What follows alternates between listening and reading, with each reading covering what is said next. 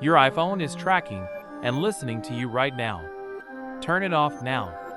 iOS 26 introduced new sensors and attention APIs that share metadata with apps.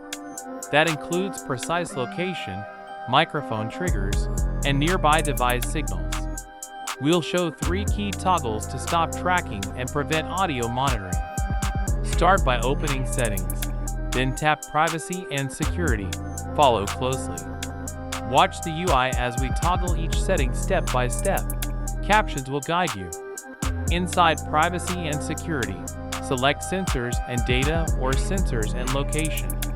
Turn off Precise Location and Nearby Devices for apps that don't need them. Next, open Microphone and revoke mic access for any untrusted apps immediately.